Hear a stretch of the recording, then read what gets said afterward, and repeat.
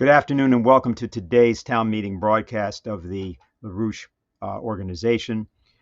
This is our Manhattan town meeting, and today's topic is rejecting British geopolitics for world community of principle, Operation Ibn Sina. We're referring to the great philosopher, statesman, and physician Ibn Sina, whose years spanned the 10th and 11th century. And we're referring in particular to his role in a new initiative that Helga LaRouche initiated, which we will be going to in a moment. Ibn Sina was a very well-known figure of not merely the area of Afghanistan and Southwest Asia in general, but throughout all of European civilization and history, just not very well known to people today because of the level of illiteracy that exists in the Western world. And for over a period of 600 years, his books on medicine in particular were the dominant books from about the 11th century through the 17th century that were consulted.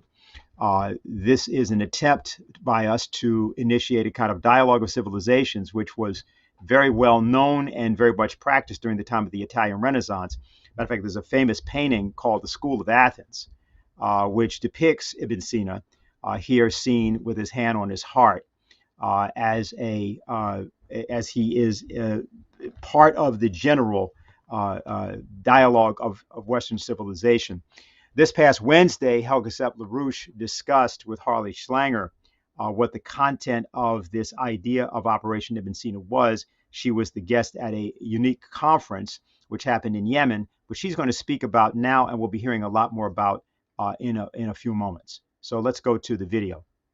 Well, this is actually a joyful event because yesterday they celebrated the first Brics Day, and that refers to the Brics Youth Parliament in Yemen. This is a group of young people who, despite the fact that the country suffers from war, and actually while this conference was going on, there were new bombing attacks from Saudi Arabia on Sana'a. So under quite dangerous conditions, nevertheless, they had a very optimistic event celebrating essentially the perspective of Yemen hopefully becoming part of the new Silk Road. And this was an event which was basically chaired from the Prime Minister Bin Habtour, and the foreign minister and the cultural minister, and then naturally a high-ranking delegation from other government officials, but also very high-level representatives from Russia, from China, from India. And basically, they published a new book which has a lot of reference to an economic Reconstruction program which we developed in the Schiller Institute some years ago, and also some of the economic theories of my husband, Lyndon LaRouche. And they had, in the middle of this war, courses on physical economy, based on the theories of Lyndon LaRouche. So this is very, very important, and, in a certain sense, this is an example of a country, which is obviously one of the poorest in the world, which have an incredible COVID crisis. We know from the video which was made by David Beasley, Hunger Ward, that there is an incredible starvation problem. But nevertheless, these courageous people, have a very optimistic perspective of building a better future. So this was very nice, and I had a video address there together with Jacques Cheminade from France, Hussein Askary, Marsha and Doug Maluk, our very good members from the United States, Diane Sayre. So this was very well received, and this establishes one more important step in the collaboration we have with these people. I mean, people know very little about Yemen, but Yemen has a very proud history. It was once a very important pearl in the necklace of the old Silk Road, and it has a very high cultural tradition, with the perspective now that this is all being revived and the country is being rebuilt. So I think this was, despite the horrible circumstances, it shows you that if people have a good plan and have a vision for the future, that you can start building, even under conditions of war and tyranny, build a better future. So if you've just joined us, we just want to make it clear that our program today is called Operation Ibn Sina, Rejecting British Geopolitics for a World Community of Principle. What we're going to do now is show short excerpts from the two speeches of Helsep LaRouche and Jacques Cheminade at the Brics conference in Yemen that she just alluded to. The Schiller Institute has launched Operation Ibn Sina, which is to bring modern health systems to Yemen, Afghanistan, and Syria as a synonym to the renaissance of the period when your region of the world carried the torch of universal progress for all of mankind.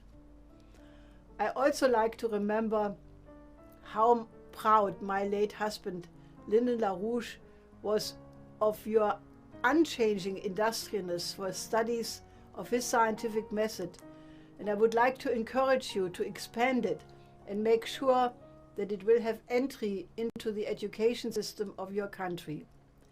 Yemen will be the birthplace of many geniuses which will transform humanity into becoming truly human.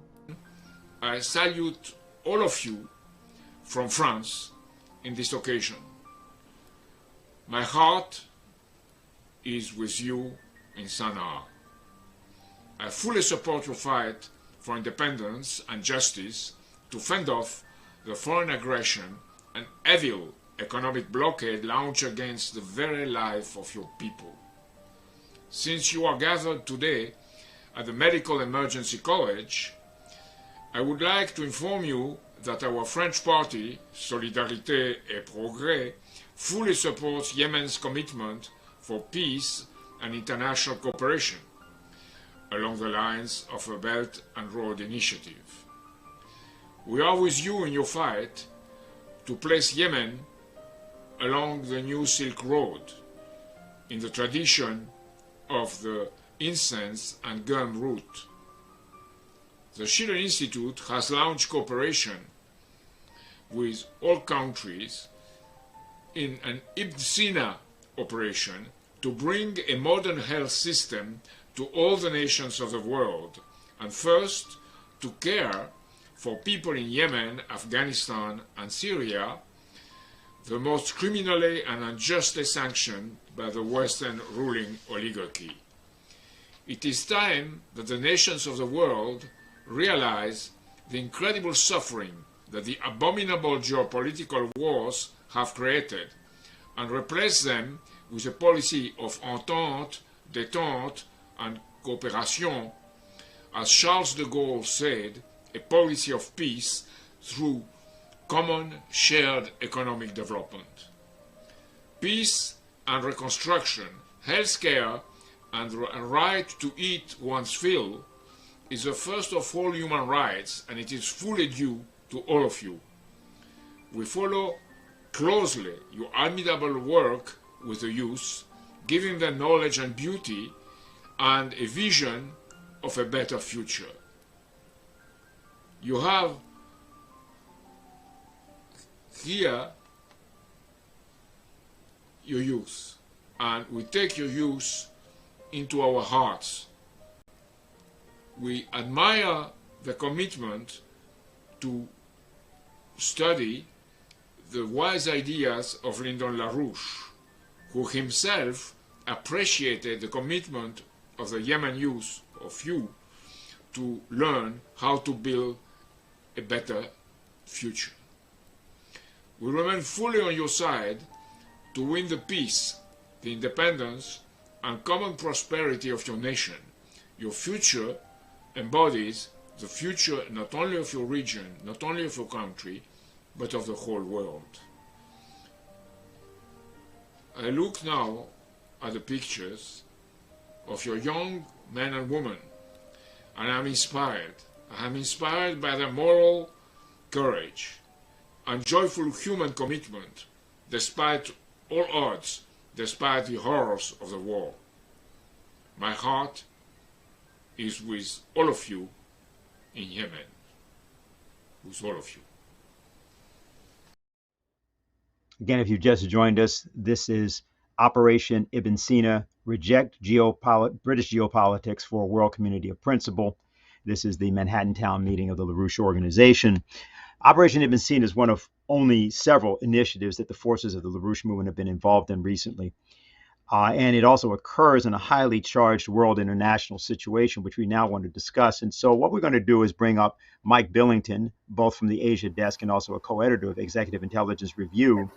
And then after that, we're going to go to a broader discussion involving several others. So, Mike, take it away. Okay, thanks, Dennis.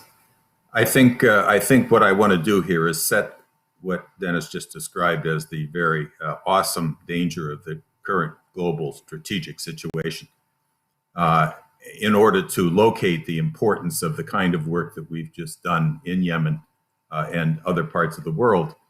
You all know that Biden just had a long discussion with Xi Jinping, 3.5 hours.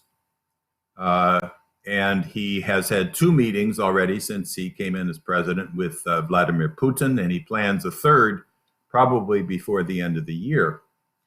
And this is quite important. They were not inconsequential. They didn't solve the fundamental problems, as we'll discuss here.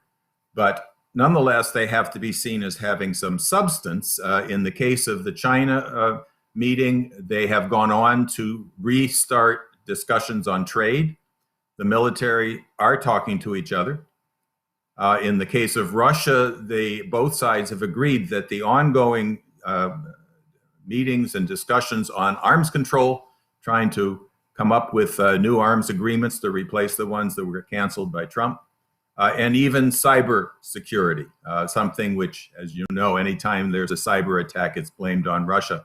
And the Russians have been calling for, let's have a meeting on cybersecurity. That is now beginning. And in general, these negotiations have been not inconsequential, but the question is, does what Biden is doing determine the policy of the United States? Does President Biden run things? Now look back at what Trump did. We've gone through this before, but it's worth reviewing. Trump was elected because he told people he wanted to be friends with China. This was a good thing, not a bad thing, he said over and over. He said he wanted to solve the trade imbalance with China, but otherwise he invited Xi Jinping to Florida. He visited China for an historic visit, declaring that China was clearly a great nation and Xi Jinping a great leader. And so these things were going on, while at the same time his administration and the military and the Treasury Department were carrying out outrageous attacks on Russia, severe sanctions over fake accusations, the Russiagate, but not only Russiagate, other things as well, like cybersecurity accusations, which were totally made up out of thin air. And yet they imposed vicious sanctions. They even closed down the San Francisco consulate, which, according to international law, it's Russian territory, but they just ignored it, seized it, shut it down. In the China question, while this was going on, while there were actually productive discussions going on dealing with the trade imbalance, and yet the FBI under Christopher Wray, the FBI chief, was running one of the most vicious racist attacks since the McCarthyite attacks against anybody suspected of being sympathetic to Russia or China. This was being run by our FBI, attacking Chinese scientists working in America, Chinese professors, Chinese students, even Chinese American scientists and so forth, and even non-Chinese Americans who were suspected of collaborating with China on such evil efforts to cure cancer, for instance, these kind of spying operations to cure cancer for mankind. And this was all being done quite openly, proudly, actually. And they too, even in the China case, they shut down the Houston consulate. So what else did Trump do? He said, we're going to end these endless wars, which everybody by and large agreed with. And he instructed the military to get out of Afghanistan and Syria. The military told him to go to hell. And Mattis resigned as defense secretary. He said he was going to rebuild the economy. But the poisoning of China meant that the huge investments China wanted to make in the United States, industrial and infrastructure, never went anywhere. Wall Street basically said, rebuild the economy, forget it. We have to save the banks. They printed up $6-7 trillion of funny money to bail out the financial institutions, virtually none of it going into the real economy.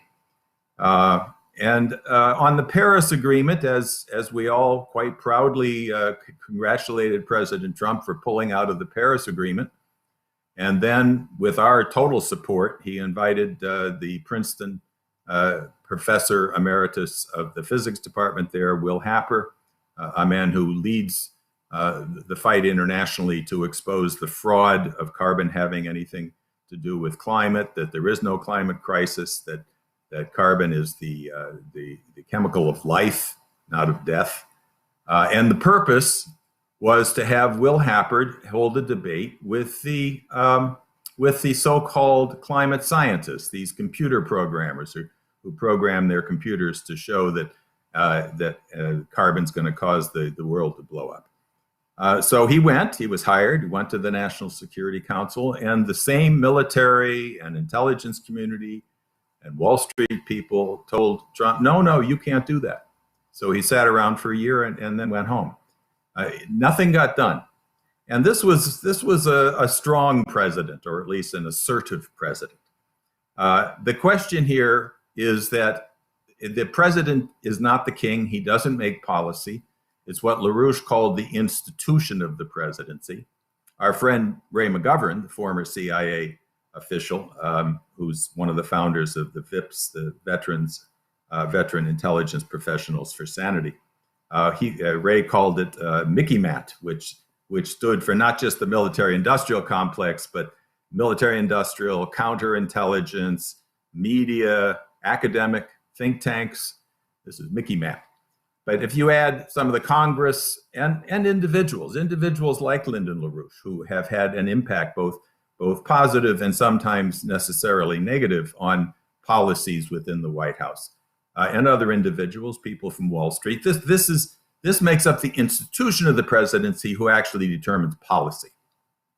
Now, the problem that we were dealing with in the Trump administration and still today is that the institution of the presidency is completely controlled by the British imperial thinkers on Wall Street, in the think tanks, in the military, that effectively the war party, or sometimes called deep state, but that's a fake term really. It's more the British imperial aligned war party.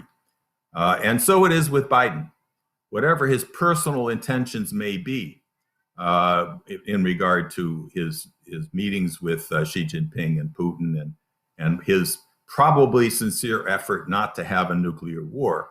Nonetheless, we are closer to nuclear war today than I think any time, even beyond when we were in the Cuba Missile Crisis. This is a situation which is of the utmost danger for every single human being.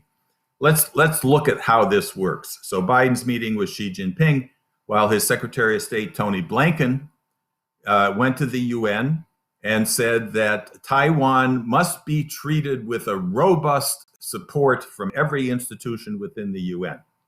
Now, he didn't say Taiwan has to be treated as a sovereign republic, but everybody understood that's what he meant.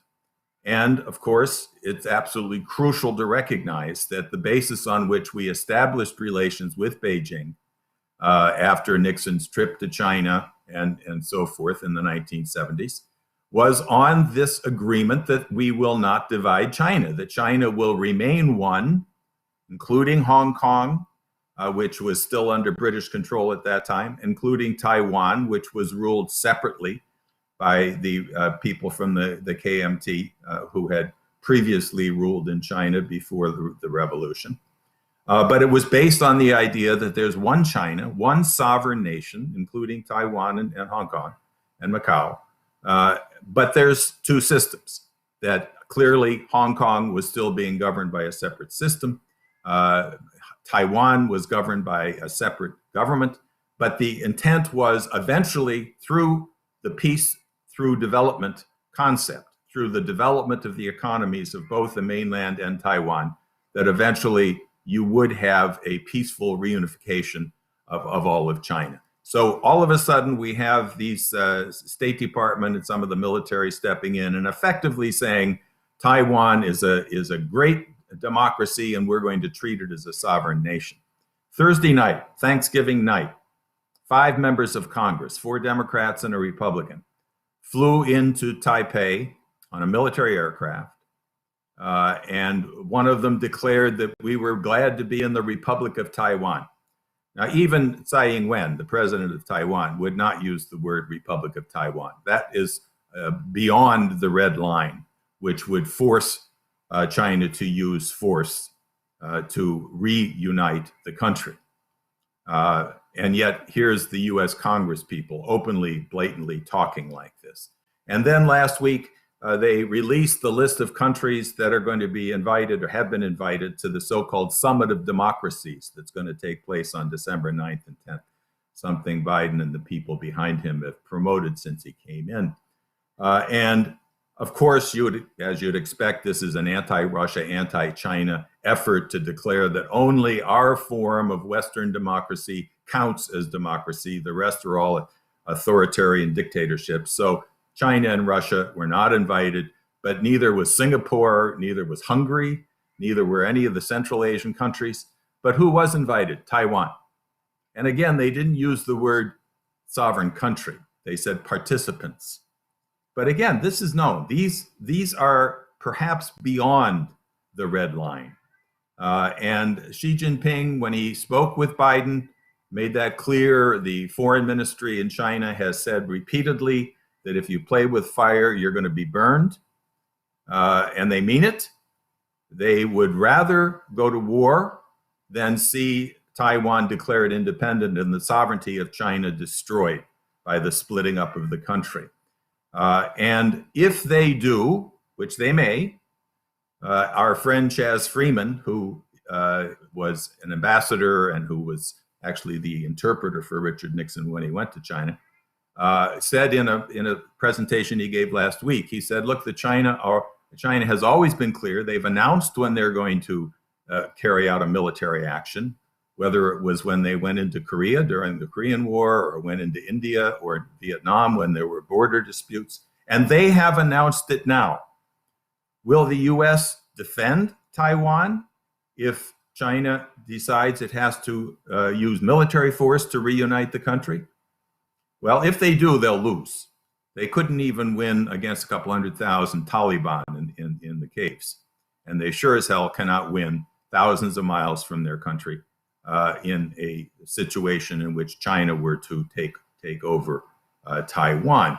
Then the question becomes, would the madmen within the war party, madmen like Admiral Richards, the head of the Strategic Command, who last summer, he's the guy that would push the button if the president was somehow duped into calling for pushing the button. And he said, we used to think that nuclear war was unlikely, but now with the rise of China, it's likely. Nuclear war is likely. Think of the madness behind that kind of thinking, which is being tolerated today by a population which is generally denied even access to knowing that that's what's going on within the country. So I encourage you to watch closely what happens on Monday and Tuesday. There's the meeting of what's called the Forum on China-Africa Cooperation, FOCAC. This is an annual event. This is where the African countries have joined with the Belt and Road. They see in China the first opportunity they've had in their entire career during the colonial and post-colonial era to escape from poverty, because China is offering to do what they did within their own country by breaking out of poverty through vast infrastructure development. by infrastructure which lifts the productive platform for the entire population through water, rail, power, hospitals, education, and so forth. And they're taking that to these African countries in the form of the Belt and Road. It slowed down a bit over the period of the pandemic, but it's ready to take off again. And believe me, that is why the British and the Anglophiles in the United States hate China. It has nothing to do with human rights. It has nothing to do with democracy. It has everything to do with the fact that China, using ideas brought to them by Lynn and Helga LaRouche in the 1990s, have unleashed the New Silk Road, the Belt and Road process, which is taking away the empire's ability to control and loot the nations of the third world in Africa and Asia and South America. This is what they see as the enemy. Development is the enemy. And so this is something we have to watch. Chaz Freeman, the former ambassador, also said in that presentation last week, he said the Chinese are very clear that they listen to the words, but they respond to actions. And the actions right now are bringing us very, very close to war. It's really no different with Russia in Ukraine. Nick Carter, the chief of staff of the British military, and Ben Wallace, their defense minister, have both been in Kiev and in Poland, where they're stirring up this fake crisis between Belarus and Poland and blaming it on Moscow. They're accusing Russia of massing troops within their own country on the Ukraine border, preparing for an invasion. Now, this is why, while the regime in Kiev, which, remember, this is a regime put in power by a coup run by the U.S., by Joe Biden and Obama and Victoria Nuland and others, who openly supported the neo-Nazis in 2014, people who proudly carried the banner of swastikas and Stepan Bandera, the collaborator of Hitler in Ukraine during the war. These are the people we put in power by overthrowing the elected government. That's what we call democracy these days. And now we know that the U.S. has provided the Kiev regime with Javelin anti-tank missiles. They have drones. They're using both the drones and Javelins, which is explicitly forbidden under the Minsk agreement, which was the one agreement that could have brought peace to the Ukrainian nation by reintegrating the Russian-speaking portion of that country, which is basically being driven out by the anti-Russia hysteria of the neo-Nazi regime that's there now. So again, this is defending democracy against authoritarianism. So the danger is they're accusing Russia of massing troops to invade Ukraine, but the fact is they're preparing for a military solution against the Donbas region, where the Russian speaking portion of the population is defending itself. And Russia, again, like China, they've been very clear.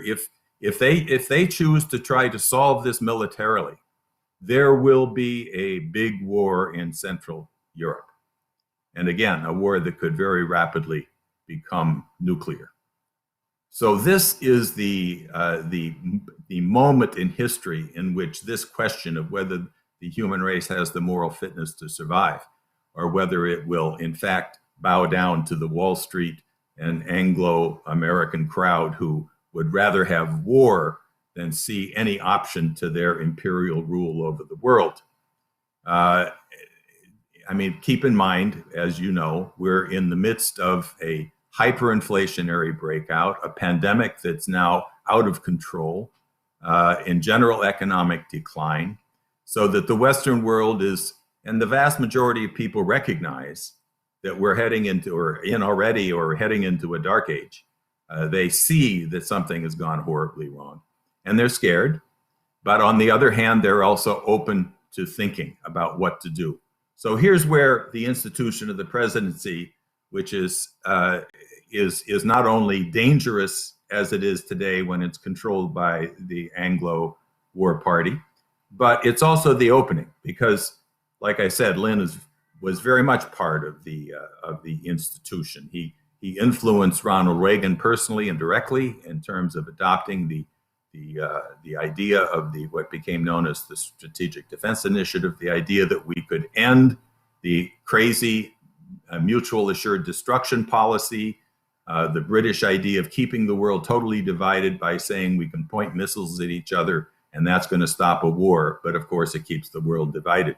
And LaRouche said, no, we need a space-based defense system against missiles. What Reagan said, to make missiles obsolete, nuclear weapons obsolete. So this is the way this can and must be done today. And I would emphasize that it's our conferences, the conferences that have been organized by the Schiller Institute, especially over these last 2 years, which is the platform for those of goodwill around the world. The world leaders, scientists, educators, farmers, doctors, artists, philosophers. This is where they come to the Schiller Institute platform because they recognize that this is the basis on which people from different fields, different professions and so forth can come together and work together towards a common principle of solving the crisis facing mankind as a whole. And that we as an organization, we can and we must shape the actual policy making forum, which is this institutional structure.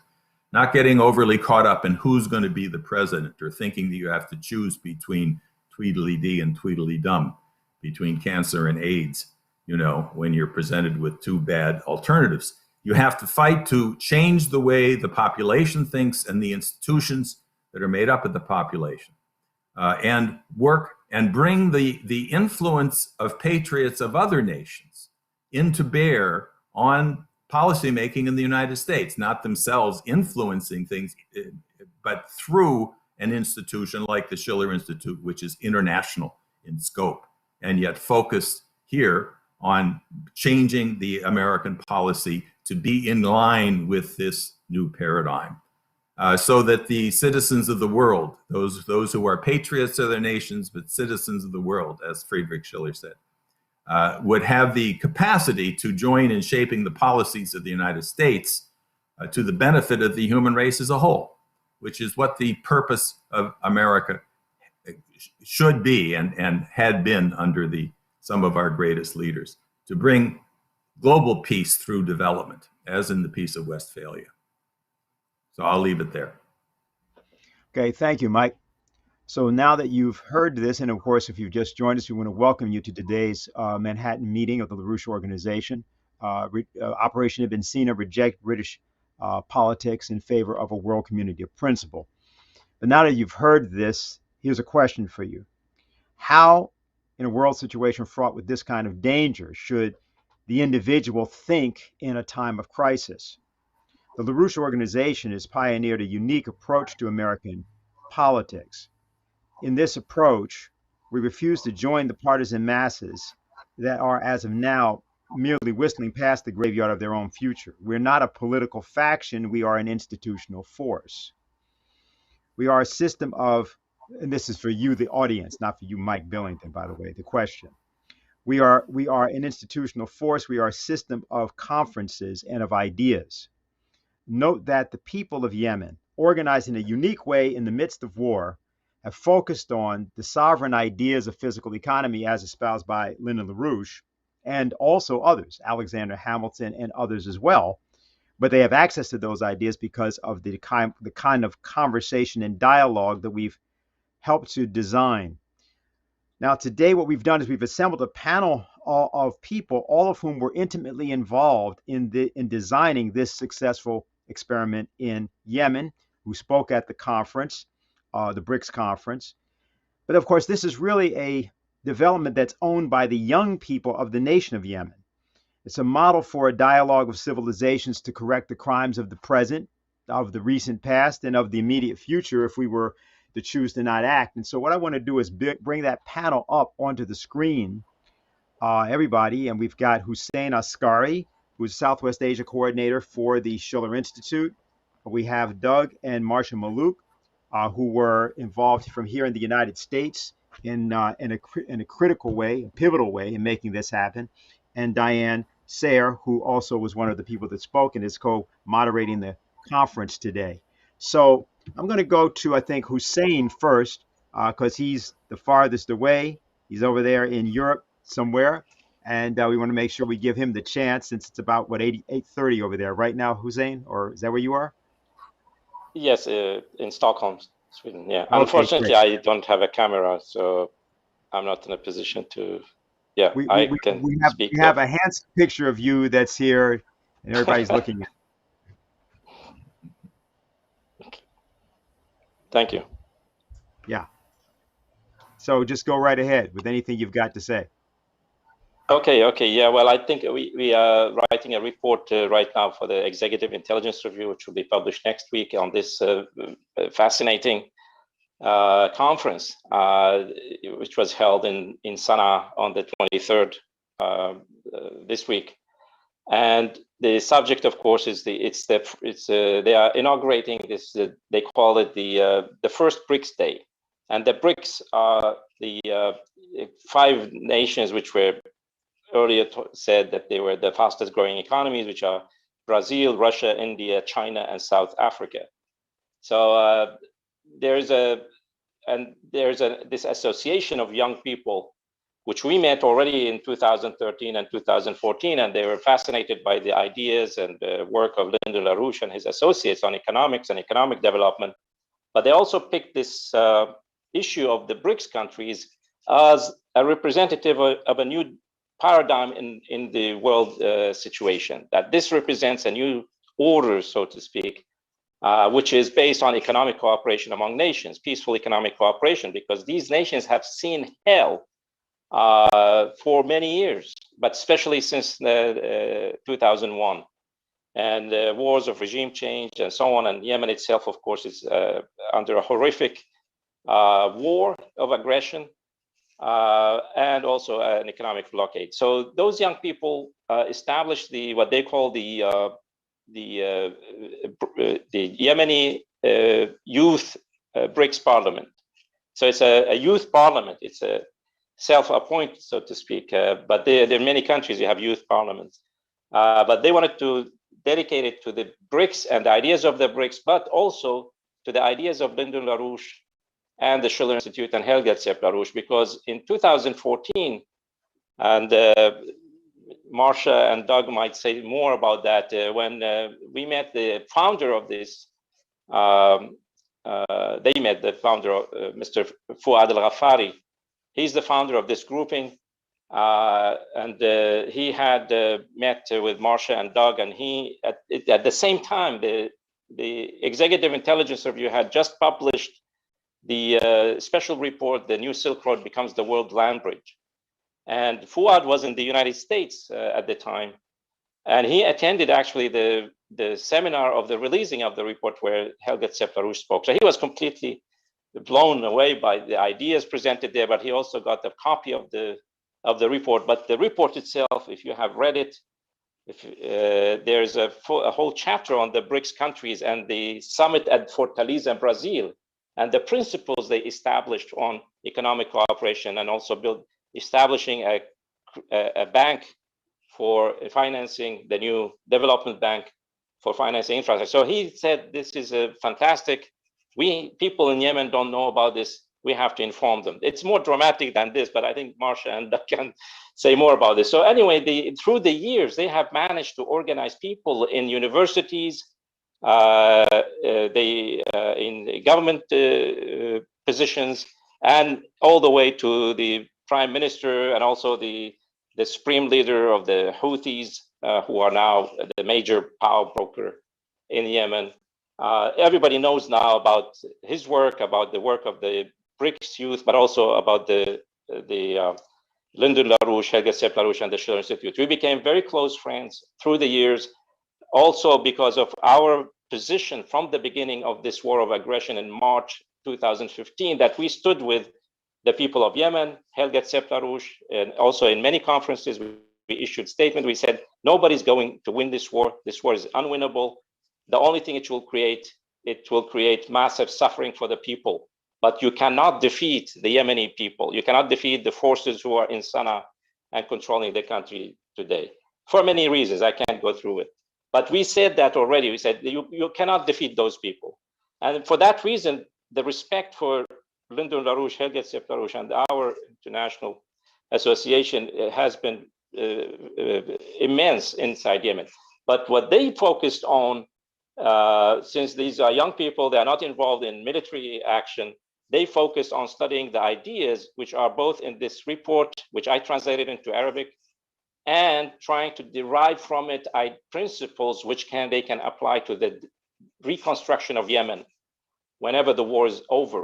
But they said we have to start now, because if we have a plan for how Yemen will look like in the future, if we implement these ideas and connect to the new Silk Road and the Belt and Road Initiative, then we can inspire the grown-ups to establish peace and inspire people, even people who are fighting. They will be inspired to fight because they are fighting for a cause to bring Yemen, which was called the poorest Arab country, to shift Yemen into a developed country, a prosperous country. So even the fighters and the front lines will have a cause to fight for, not simply defending their country, but defending their right, their future right for development and for their children.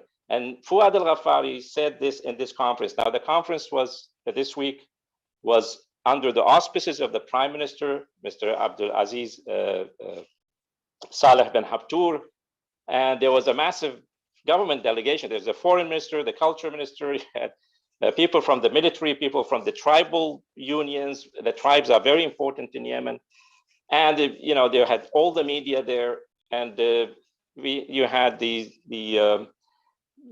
fantastic statements by the Prime Minister, how much he have absorbed of the ideas of those young people.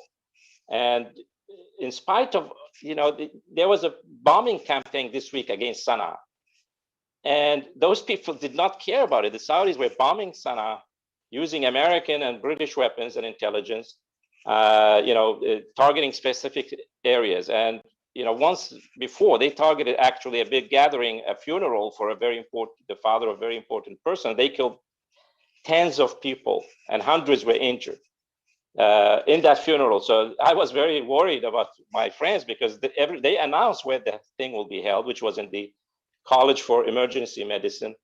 And but anyway, they went there. Half of the government was there, and they saw also recordings of the messages from Helga LaRouche, from Jacques Cheminade, from myself, and also from 9 other actually interesting people, including the great grandson of Mahatma Gandhi, who has a foundation in India, but also from India, Brics Association from Russia. You had 3 people sent messages from Russia. So it was in the middle of a war. You had a fantastic discussion, a dialogue of people from all countries and continents. And of course, we had the message from Marsha and Doug as Americans, and also Diane Sayre as a Senate candidate. I mean, this was very, very important for them. And the Prime Minister said, we have missed this kind of thing for 7 years since this war was launched. And it was an enormous inspiration for people. And of course, everybody there, they know that we have worked, the Schiller Institute and the many Brics youth, we worked together with the economists, but also with the General Investment Authority of Yemen in 2018 to produce a report, a comprehensive study of the reconstruction of Yemen and connecting Yemen to the new Silk Road. And it's in Arabic, but I did a shorter version.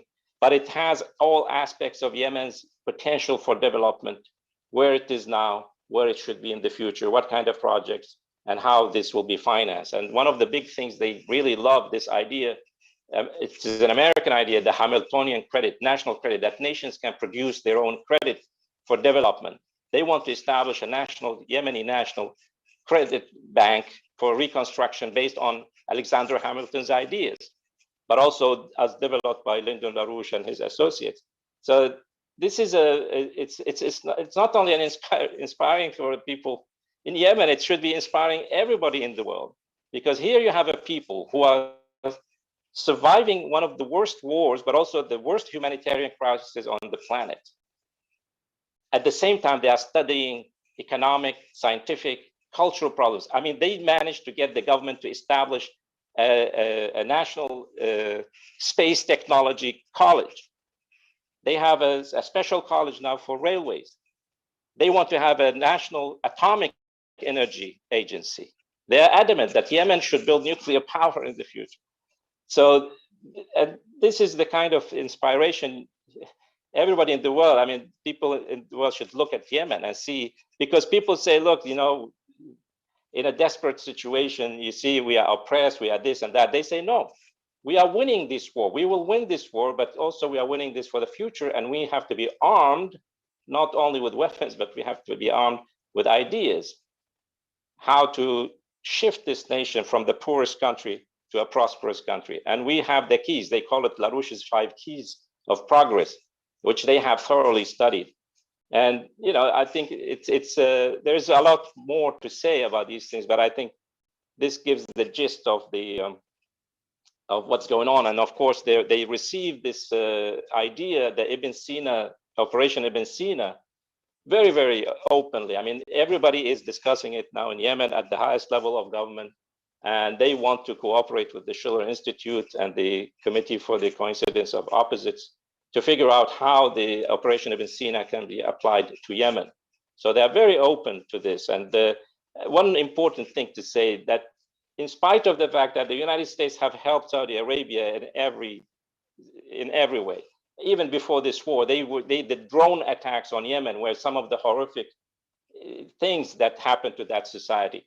But in spite of all of that, they don't hate Americans. They don't hate America. They are very, very open. They're very conciliatory. And the fact that they have Americans speaking to them as Americans in this conference, it moved a lot of people, because they see a completely different America in that way. So I think they deserve that we fight as much as we can to stop this aggression. It's a useless war. Everybody knows that. And to stop the blockade so the Yemenis can get medicine and food, and go from there and into this next stage of Yemen's reconstruction. All right. Well, thank you very, very much for that report, Hussein. We're going to get back in a few minutes here to questions. I want to go right now to Marcia and Doug Maluk. They've been working with the LaRouche organization for decades, as have I. I have a lot to say about what went on here. And so I know better than to try to do more than to say that. So I'm going to let them go ahead and say whatever it is that's on their minds. You're muted. You're muted. Got you. I said you're very diplomatic, Dennis. Yeah, right. Okay. Look, I just want to say something quickly, and then I'm going to defer to Marcia, who knows a lot about this situation. I wrote an invitation to the meeting, and I just want to repeat the theme. It's directed at Americans. The LaRouche organizer goes up to an American and says, here's the crisis. We've got to do this or that. What's the typical response that you get? You can't expect me to do anything. I'm just one person. This is the response we get time and again. Anybody who says that needs to be introduced to Fouad Al-Ghaffari, because this is one individual who made a sovereign decision 7 years ago. I remember him in my living room stating over and over again, Yemen must join the Brics. You could tell this was coming from the depth of his heart, the depth of his soul. He took that idea, he took it back to Yemen. He organized the youth, he organized the government officials. One individual, aided, of course, by Hussein. Without Hussein, this would not have been possible. But aided by Hussein, has now transformed an entire country into a bastion of support for the most important ideas, the ideas of Lyndon LaRouche, which is, as Hussein correctly said, it's an inspiration to everybody. And it's not just any country. It's a country that's under vicious bombing attack by Saudi Arabia, under a blockade. Any American who says, I can't organize because the situation is too difficult, get off it.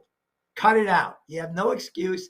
You need to be working with the LaRouche movement, because if Fouad Al-Ghaffari could do what he did, under the circumstances that he's working in, you have no reason to hang back. That's my short statement. Marcia. What I would like to do is to have the 1 minute and 18 seconds played.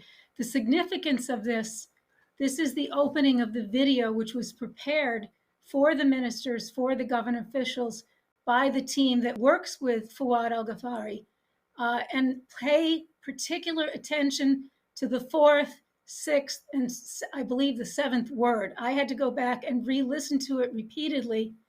The person who's speaking at the time was the very highly respected president of Yemen. He was also the president of the leading advisory council. He was extremely high level. Before he spoke at this event in particular, this is a 1 million man rally, he had already been in a dialogue with Fouad and was firmly committed to the ideas of LaRouche and the Brics. Listen very carefully when you hear this played. كما أنوه إلى الإشادة بالموقف الإيجابي لدول البريكس والذي نأمل أن يصل إلى الضغط لوقف العدوان والإصرار. كما أنوه إلى الإشادة بالموقف الإيجابي لدول البريكس والذي نأمل أن يصل إلى الضغط لوقف العدوان والإصرار.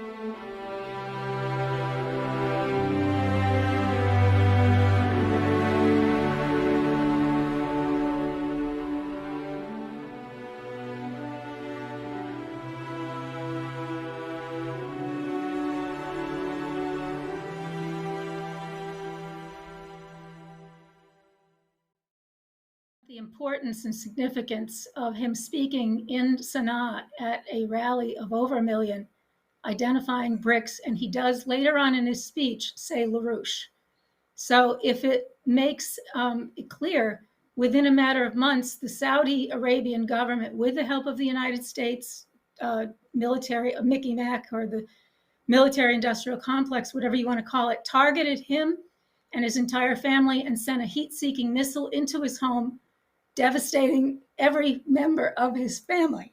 So to give you an idea of the fact that the British, the Saudis, and the enemies of humanity knew exactly the importance of what Yemen was going through and the process that the leadership of Yemen was actually going through, of course, certainly with the help of Fouad Al-Ghaffari and Hussein Askary. I will say this, as dramatic as the remarks of Hussein were, the actual situation was far more dramatic, because 4 hours before this event in Yemen even took place, the Saudis began a very heavy aerial bombardment of Sana'a. It was ostensibly in retaliation for a major victory against the Hadi forces, which are primarily mercenary forces backed by the Saudis, the British, and the US. And they bombed areas throughout Sana'a throughout the night. Now, we didn't know whether, in fact, this event was even going to take place or whether, in fact, a bomb would land on the medical center. The reason it was very hair-raising is because the internet connection into Sana'a was so weak that it just didn't exist. In fact, it didn't exist for over 48 hours. So Hussein and myself and others were on pins and needles wondering whether, in fact, they had been struck. And this is not an idle matter, because 2 years earlier, I believe 2 or 3 years earlier, Fouad's home had actually been hit by a missile. We didn't think it was completely deliberately targeted, but then again, maybe we're just naive. But, the side of his home was completely blackened, and several of the animals that were outside had been killed, including a beautiful dog that had pups. And they went around trying to get homes for the pups. But I mean, look, what you have here, and Doug and I met Fouad on December 29, 2014. It was just a matter of about 5 days, perhaps even less, before Helga spoke in Washington, D.C. Unbeknownst to me, I was at that meeting, but I did not meet Fouad at that meeting. But we found out later on that he was actually only 2 miles from our own home, visiting his own family here in the United States. So what Doug and I did is we got in the car and we told, after Fouad arrived at our office and purchased a copy of one of the only 2 copies of the report, the very first report called On the World Land Bridge, we decided that we had to speak to him more extensively. So Doug and I picked him up. We brought from his family, which was a couple of miles from our home. We brought him here, and for the next 4 to 5 hours spent discussing Lynn's ideas, our own role, and the importance of him returning to Sana'a, to Yemen, which was a question in his own mind at that point, as to whether, in fact, he would, because he had been given the option not to. And because of the tensions and because of the political situation in Sana'a, Fouad himself had been a member of various cabinets in different, Justice Department, Education Department. So he returned 2 days later on December 31st, 2014. It was only 3 months later that the bombing campaign, the physical bombing by the Saudis, which I want to make very clear, I have incredible documentation which shows that the United States State Department with the British and the Saudis completely coordinated that campaign of bombing against Yemen. And they began by carpet bombing the agricultural areas, schools, hospitals. Every bit of infrastructure was initially targeted for complete destruction. And I would really encourage anyone to go and look at beautiful photographs of pre-2015 Yemen. And if you look at the agricultural production, the produce that they have, it's extraordinary. I mean, these people the Yemenis culturally are inclined to invent and to work, which is exactly the opposite of the Saudis and the British, who want slaves. They don't want to innovate. They don't want to build anything. They'd rather bring, workers from the Philippines, nurses from the Philippines, teachers from other parts of the world to work in Saudi Arabia. In the same way, they have no military other than the Saudi-trained pilots, who are, by the way, trained at Fort Hood, Texas, to drop these bombs. Now, Biden pledged to end the war on Yemen. It's a complete hoax. He said it, like the words that came out of Trump's mouth. He wanted to end the war on Syria, and I believe he probably genuinely did. But what has happened is that the Secretary of State began some months ago to push for relaunching the arms sales to Saudi Arabia. Most recently, a $650 million arms sale, which would be to provide 280 missiles to the Saudis to keep the planes in the air that are bombing Sana'a and other regions in Yemen. And there's a fight that has actually broken out that should have been won a long time ago, because it's now, as of this March, it will be 7 years of bombing. And what's happened is that a resolution had been put forward to end the arms sales to the Saudi Arabian government. That passed the House of Representatives. But unfortunately, my friends, that means virtually nothing. Not that it's important symbolically, but it doesn't end the arms sales. We have to get the Senate, certain leadership in the Senate, which some of the senators have pledged to provide the effort, lead the effort, but we haven't seen any evidence of it yet. And obviously, one of the very interesting things that's developed is that there's tremendous pressure from many organizations, many organizations that even surprised myself, to put a tremendous focus, like a laser beam, on the Massachusetts delegation. Why? Because Raytheon is the recipient of all 650 million of those $650 million. So, again, this is the kind of situation where the actions of one heroic senator or 5 heroic senators could change the lives of millions. And this is obviously not just pertinent to Yemen, it's pertinent to Syria, to Libya, to every nation that's been destroyed, by this, as Ray McGovern calls it, the Mickey apparatus. So I'll end there. Okay, thanks a lot for that. I know we're going to have questions and some discussion about it. I want to go right now to Diane. Diane, for any comments you would have, since you also were one of the participants in that Brics conference. Sure. First of all, what I said in my remarks was that I've been deeply moved by the courage of Fouad Al-Ghaffari and the people of Yemen and their sublime quality, not unlike the quality of the former slaves who created the music known as the Negro spiritual, where what comes through the music is not rage or despair or resentment, but an affirmation of the dignity of man. And the action that people there took looks beyond the horizon of the current hideous policy and suffering to where Yemen should be in its rightful place in the world. And what the oligarchy does not understand is that an adversary which is existing for principle and is never going to give up on that principle cannot be defeated. That is, if you are determined to never give up, then you can't be defeated in that way, whatever the future looks like. And I think that quality of fight is what also gives people optimism, because optimism does not come from having a good situation. Someone comes along and says, oh, we're going to give you $1 million.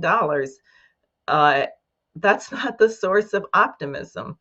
Optimism comes from inside when you determine that you will not corrupt your own soul and spirit by compromising with something which is evil, which is what this policy is. And just as Doug said, this question of being one person and what Fouad did in his country with important backup from Hussein and the fact that the Schiller Institute of Helga Zepp LaRouche and Lyndon LaRouche exists, which makes many things possible that might not be possible otherwise. Single individuals in the United States also have the power to completely change the situation. You don't know what is the particular instant or what you might be intersecting if you wage a fight on this question of policy. And the question very urgently is, what is the identity of the United States? Is our nation simply a big, dumb, ugly giant to be deployed by the British Empire for British imperial policy? Or are we the nation that was created beginning with really the Massachusetts Bay Colony, but the commitment to create something on the other side of the Atlantic, which was no longer based in the oligarchical principle, which was a demonstration that human beings, by nature of our quality, our species difference from all other living species, are capable of self-government, are capable of granting our consent to chosen leadership, which was really a unique breakthrough. And this is really hanging by a thread at the moment in the United States and in the so-called democratic West, which has not been very democratic these days, as people may notice. So I think it would be a great irony, but is often how history works, that the nation of Yemen will be one of the very important factors in causing Americans to come back to our identity as a bulwark against the British imperialist, murderous outlook of humanity. Okay, so what we're going to do is, let me just ask first, Mike, if you have anything to say to anything you've heard, and then I've got one a way of getting the discussion going, which I'm going to catalyze once you respond. Yeah, briefly. I mean, I just want to reiterate that it's both a question of each individual person recognizing that what it means to be human, as Lynn always emphasized, what actually distinguishes man from beast is the creative power of the mind. It's not some physical attributes of human beings, but it's the fact that unlike any other species we know of anyway, the human being has through the creative mind is the first species which is capable of carrying forth the evolution of the universe through his own actions, through the use of his right arm, but by being able to use that right arm with the ideas in the mind, which reflect the lawfulness of the universe, the self-developing process of the universe. So each and every individual's humanity is defined by his capacity to think as a member of a species which can be moved by each and every individual, acting in imago viva Dei, as reflected in the living image of God. So that is the case. It's also the case that the self-interest of any individual in a moment of crisis like this absolutely depends on recognizing that your own self-interest rests in the self-interest of the human race as a whole. The pandemic proves that. That's what Dr. Elder's letter, I think, says, is that there will be no solution if we don't have a global solution. And as Helga's Committee on the Coincidence of Opposites insists, if we don't have a modern health system in every country, then we will not defeat this and future pandemics. But if we do, then we will then know that viruses don't cause pandemics. Rather, it's the failure to have the competent modern health systems which cause a virus to become a pandemic rather than something that can be contained whenever it breaks out. So in both ways, the potential of every individual and the idea that the individual's actual self-interest, just like the self-interest of a country under the Peace of Westphalia, is located in the self-interest of all. And there's never been, certainly not in our lifetime, there's never been a moment like this where the very future of the species depends upon people coming to terms with their actual humanity and finding that the happiness reflected in our founding documents, our Declaration of Independence, the idea of life, liberty, and the pursuit of happiness, the true happiness comes from precisely that recognition that we have this beautiful gift from the Creator of being able to see the future 5, 10, 50, 1,000 years ahead, and acting in such a way that we show that our life, in fact, has meaning. It's mortal, we all die, but our life has meaning in that we advance humanity as a whole. And this, I think, is certainly reflected in the beautiful actions by these people in Yemen, working in conjunction with Lynn and Hussein and Doug and Marcia and so forth. But it's these people who are in the worst of possible circumstances and yet are fighting not just for their own personal self-interest, but for the idea that the Brics and the Belt and Road are the basis on which they individually, their nation, and humanity can in fact pull out from under this imperial dictatorship, which has brought us to the brink of ruin. Okay, I want to introduce something for discussion. This is a little bit unusual given the way we normally do our webcast, but I think it's important to do it because this case is well, you can't call it a textbook case because we don't like textbooks in that sense, but it combined international elements of our organization, and it combined it with a nation, and policies were actually evolved as a result, and an effect well into the future has now been created in the most adverse of circumstances. All right, so in that context, I want to refer to something that Lyndon LaRouche stated in an interview with an Egyptian journalist by the name of Hana El-Badri. And this was from the program Good Morning Egypt. It was in 2002, and the Afghanistan war had begun. And LaRouche was talking about the fact that the Afghanistan war had simply, that this was the beginning. They thought that, he said, the people involved think they're going to leave, but they're not leaving. And he explained, as he said, 20,000 fighters could hold people down there for a long time. Now, what we have up on the screen right now is something very specific that he said in the course of talking to this journalist. And I want to get responses to this, beginning with Hussein, but from everybody, because I think you'll all see why. So Lynn was describing to the journalist how the American presidency works, because she was baffled, what do these people think they're doing? And he said this: our government is a complex of an executive, meaning the executive branch, and professionals who do the military and other professionals. They are competent, they work. They are there as institutions, whether the government changes or not. We have the same thing. And he said, okay, we have institutions which have formal institutions and also just groups of people who are related to institutions. When the government wants to make a policy, to make it work, it has to call on leadership.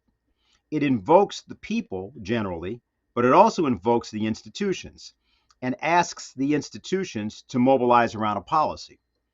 To do that, the institutions must discuss the policy among themselves, a dialogue among themselves, formal and informal dialogue. That is now going on. A president ought not to be giving lectures to school children. That's not wrong to do that, but the president at a time of crisis must be talking to many people in the institutions, inside and outside of government. He must be focused on one or two questions on his agenda, leading questions. How should I think about this? Tell me what you think. When I mean the institutions, I mean the kind of people who are out there, permanent people who are in positions of government, permanent civil service, military, people outside of government who were in government, who represent institutional forces.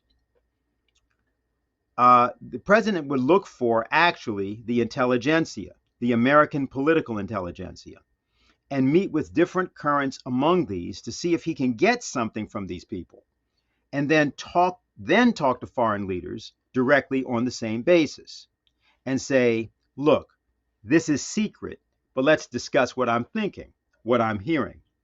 What do you think? And then you work with people like your Secretary of State or someone else with foreign leaders. How are we going to solve this problem? And when you find out you have a basis for agreement on solving this problem, then you act officially, because now you know that you have an open ear and mouth on the other side. And now you can bring it out into the open and make a policy. And here's why I wanted to introduce this at this time.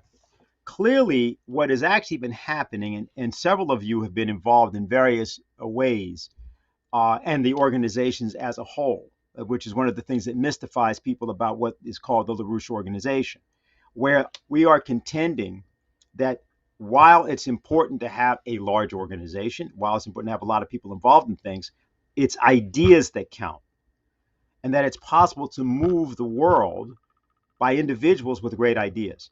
And so we've referenced several times Fouad Al-Ghaffari. I think we may have a picture of him. I think Jose may have located that. Yeah, and just like Hussein, I'd like you to say something about what you just heard, since of course you've authored several reports on economic policies and those matters. And then I'd like to go around and just have everybody's view of that statement by LaRouche. Yeah, okay, yeah, the one in the picture you saw, Fouad Al-Ghaffari, is in the white suit. The other one, yeah, in the white suit with red tie. And the next one who's talking, he's the Minister of Foreign Affairs of Yemen, Dr. Hisham Sharaf. He spoke in our Schiller Institute conference a couple of months ago. And he's explaining for the Prime Minister, Dr. bin Habtour, what is the on the poster there, which he signed. He has a pen in his hand. This is the poster of the cover page of a new book which Fouad has compiled. It's called the Brics University Curriculum, and they had on the sidelines of the conference the foreign minister signing this poster and signing the first copy of the book, which is 160 pages, and it's mostly about how the BRICS idea of development and the United Nations Sustainable Development Goals are matched by Lyndon LaRouche's economic policies and thoughts. And most of the book is actually about Lyndon LaRouche, our work, our Silk Road, but also their explanation of what the goals of development are for Yemen. So this was a very interesting aspect of this conference. Going back to your question, I want to say one more thing about Fouad. I met Fouad in 2011 in Stockholm here because he was an official. He was a young man, very young man, but he was an official of the Human Rights Ministry in Yemen. And then in 2013, he told me he's going to the United States with the Minister of Human Rights, Mrs. Houriya Mashhour. And he said they wanted to meet people in the Obama administration to tell them that the drone attacks, the assassinations that they're conducting in Yemen are disastrous because there are many collateral damage, lots of what they call collateral damage. There are many civilians, innocent civilians are being killed in these attacks, which are allegedly targeting terrorists. And their argument was that this was counterproductive because it helps recruit more people to Al-Qaeda. And this is destabilizing our country. We have better ideas to discuss with you how we can combat terrorism in our country. But you cannot do it from a base in Miami or somewhere with using drones because it's killing lots of people and it's terrible. So they went to Washington. And guess what? Nobody wanted to meet with them. She's a minister of a country. And nobody, absolutely nobody, not even a senior official of any department or in Congress wanted to meet with them. Because this was a no-no. This is the policy. And in spite of that, you know, if you have such a setback, I mean, people usually resign or do things. Fouad continued to do things. He continued to work, but he realized, of course, there are problems with the United States, but then he realized that the way you can solve problems for Yemen is through economic development and thinking strategically. Back to your question on the presidency. By the way, the temple they showed, which shows you the ingeniousness of the Yemenis, not only now, but thousands of years ago. It's a temple, it's called the Awam Temple in Ma'rib. And also this goes back to the 7th century before Christ. And in Ma'rib, you have the first massive water dam in history built by humans. It was a huge water dam in Ma'rib. It was at the time of the Queen of Sheba, as people call her. And the Yemenis have developed massive water management systems in the mountains. Most of them live in mountain areas. And that way they were capable to sustain their population with food for a long time, but now times have changed. They need large scale agriculture and that's not available. Going back to the institution, one story about people around the presidency who would be very important and useful to listen to for the president. And it's related to Yemen. As I said, in March 25th, the Saudis launched their war even before the United Nations resolution 2216 was passed, which was a terrible resolution. I hate that one. I wrote at the time that nobody can defeat the Yemenis. This war is not winnable. Look at Afghanistan. And the same day, Patrick Lang, who's a retired military intelligence officer in the United States, a very respected man. I mean, people should read his blogs. He wrote the same day a story about his time in Yemen. He was positioned in Yemen, working there in the embassy, and I don't remember which period. But he said, every time I went to work, I passed by the cemetery of the Egyptian soldiers who were killed in the attempt to protect there was a civil war going on in 1961, 62, when Yemen became a republic. They defeated the Imam, who was, by the way, a Zaidi, the Houthi. The Saudis and the British wanted to reinstate the Imam back in power, and the Egyptians, Jamal Abdel Nasser, sent his soldiers to protect the republic. And guess who was the first to recognize the republic? It was President John F. Kennedy. He recognized the Yemeni Republic immediately. The British and the Saudis were trying to instate the old king back there. So anyway, Pat Lang said, he said, look, the Egyptians, although they had a good cause, they could not defeat those people, barefoot people in the mountains. And they suffered massive casualties against the Yemenis. And he said, look, you cannot use all the technology in the world. Use whatever you want. You are not going to win this war. And Patrick Lang was right then. And if the United States president had listened to him, we would have saved a lot of suffering for people. So you have this kind of people around you. These are a wealth of knowledge and intelligence and experience. And if you are not listening to them, then it tells you something is wrong with the president and the government institutions. And I think, the opposite is what's going on in Yemen, where, although Fouad is not he was somehow a bureaucrat in the government, but he was not such a high level. But he is getting the leadership, the ear of the leadership. People in Yemen actually fought against him. They wanted to stop him, Yemenis. They said he's a foreign agent. They said the LaRouche movement is a Zionist organization working with Israel, something like this. And he was threatened. His life was threatened. He had to go to the Minister of Justice and file because some people said he might be an Israeli agent. He's spreading these ideas about the new Silk Road, and said they want to connect us to Saudi Arabia and Israel by railways. They were so stupid, they were threatening his life and the life of his family. These are Yemenis, influential people inside Yemen. But in spite of that, persistently, he kept working on these ideas. And now you have the whole government is somehow is familiar with these ideas. And we don't know if it will be put on I wrote in my report on Reconstruction, I said the first item, look, the Houthis are not hungry for power. They moved into Sana'a and self-preservation because ISIS was going to take over Yemen with the help of the previous government and the Saudis and the Gulf countries, as they did in Syria, as they did in Iraq, as they did in Libya.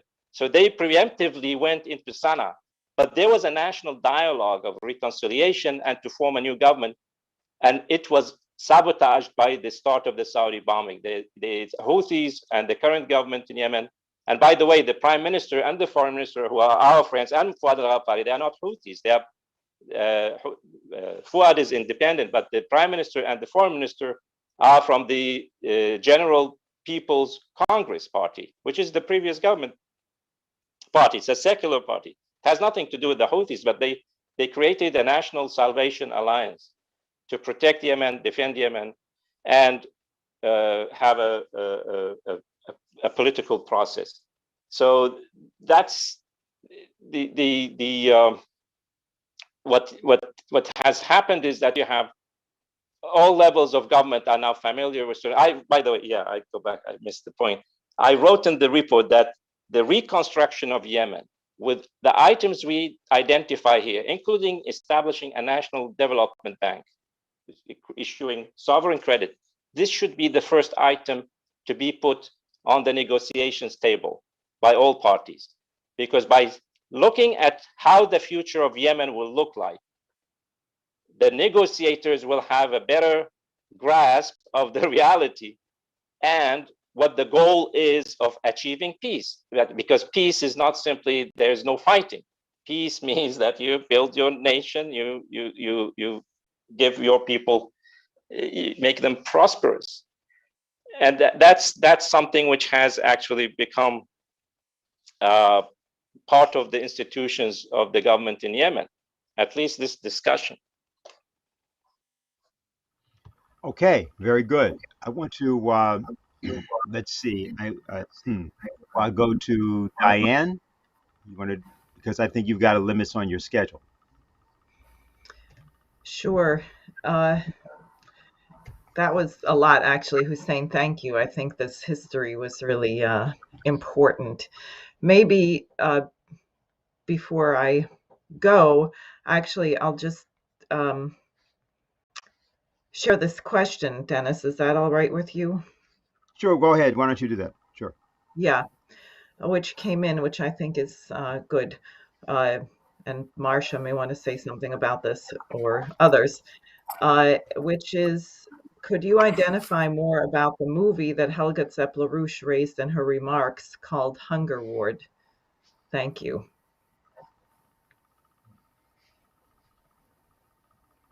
Yes, I'm unmuted.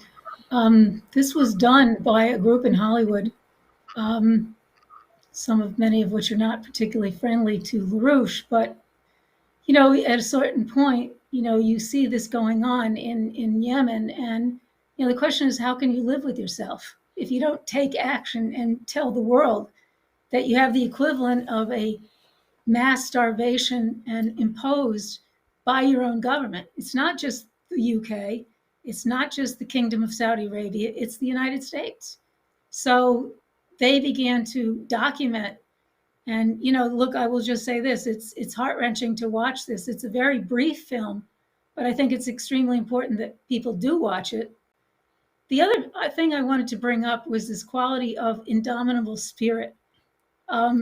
People may not know, I don't think anybody here knows, other than maybe perhaps Hussein, that the 23rd of November happened to coincide with Fouad Al-Ghaffari's 44th birthday. Now, many people on this call may know, at least Dennis and Diane, Lyndon LaRouche founded this organization when he was 44 years old. And I challenge, people that know Fouad's English is limited and I have no knowledge of Arabic, but we still manage to communicate in very powerful ways.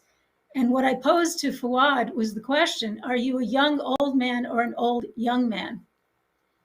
And his reply to me was, I'd really like Lyndon LaRouche to answer that. And I said, well, as you well know, Fouad, that is not possible. So I'm asking you to answer it. And he was basically thinking I was setting him up as a trick question. And I said, no, you have a decision now to make, given what you have already accomplished. Will you become not simply a leader of Yemen, but a global leader for mankind? And his response was, whoa. Will you become a Lyndon and Helga LaRouche? And, we had a very serious back and forth dialogue, which I won't try to recount here. It's virtually impossible because in the midst of it, we try to crack jokes. But, it's something that all of us really, in a certain sense, have to contemplate. I don't care whether we're 44, 54, 64, 74, 84.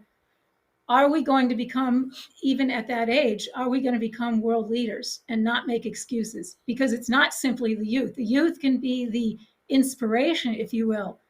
And I would also make available for anyone who's interested, in Thanksgiving weekend in 2017, Fouad and his team of youth made an extraordinary video where the team leaders of these various economic principles actually go through what they're discussing and how the groups function. It's fascinating. Doug began to rewatch it. I've watched it several times, but it's always worth rewatching. He made it in November 24th, 25th, 2017 for a Schiller Institute conference that was held in Frankfurt. And I think that we might want to be able to maybe even post it or provide a link so that people can actually rewatch it, because it is extraordinarily profound. Some of the young people that participated in this actually left Yemen. One is a young lady who now resides in Berlin, who is an artist, and she drew extraordinarily beautiful portrait of Lynn for his birthday, later for Helga for her birthday, and continues to this day to be in close touch with me and the LaRouche movement, in spite of the fact that she's not in Sana'a. I'd just like to add one thing. On the question of the institutions that Dennis raised in the remarks that he quoted from Lynn. Look, what we've always insisted, we're not a lobbying group. In the United States, we have people who speak to the Congress, the Senate. We're in regular touch with all kinds of government officials. But we've always insisted that the way we move them is to move the population under them. And that's what Fouad has done. The film that Marshall was referring to of these young people describing their passion for the space program, for nuclear energy, and so on. This was rehearsed, but it was not contrived. It was absolutely genuine.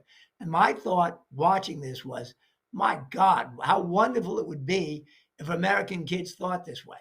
It would be a revolution if American kids thought this way. And what Fouad has done is a pincer movement, a combination of mobilizing the young people, mobilizing the population, and then at the same time, using his influence on government officials. It's that pincer movement that created the effect. And it's the same kind of thing we have to do, albeit in different circumstances, here in the U.S. Yeah. Mike? Yeah. Let me make 2 points. One is that on the Brics itself, the Brics grew out of something called the RIC, the Russia, India, China alliance that was launched, I can't tell you the year, by Primakov, one of the great Russian leaders. And then it expanded to become the BRIC and then the Brics with Brazil and South Africa joining on. And there have been massive efforts to destabilize Brazil and South Africa, some quite effectively destabilizing it. And yet there's still a very powerful fight in both those places, which I won't go into now. But the RIC just met again. And the biggest problem, I would say, within the BRICS is the India-China crisis, which continues. And yet, probably as a result of this meeting of the foreign ministers of Russia, China, and India over the last several days, which will be reported on in tomorrow's EIR Daily Alert. So I hope all of you are subscribing to that daily alert. You can read some of the statements there.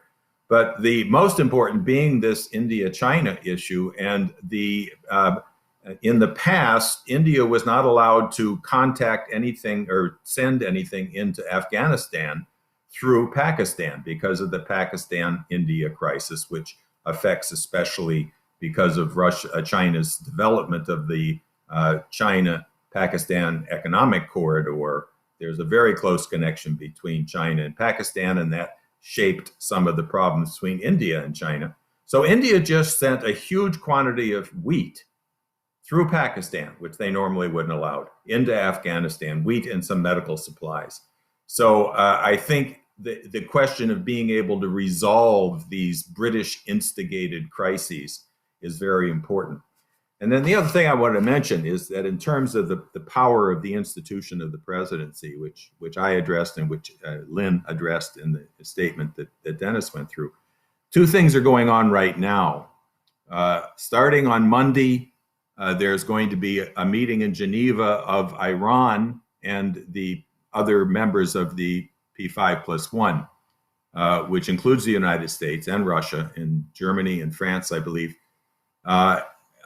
to resolve the question of the result of Trump having pulled out of the JCPOA, the nuclear agreement with Iran.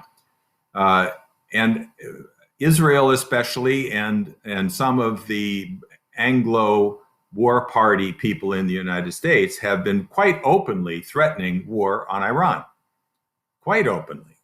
Israel's basically saying, we have plan B, it's ready to go. If they don't do exactly what we say and coming back to our demands, we are ready to bomb. And believe me, this should not be taken as just idle talk. They're preparing a war. And Iran is a huge, extremely important nation. It would be catastrophic beyond anything you saw in Iraq and Syria and Libya. So again, we can't just sit back and leave this to the Biden administration or to our European friends in France and Germany or Russia even. You know, this depends on the population being alerted to the fact that this is yet just one piece of a global push that would rather see war than to see the loss of power of the British Empire. And secondly, there are meetings going on right now in Doha, in Qatar, of the Taliban in the first open public meetings with the United States since the US pullout in August 15th.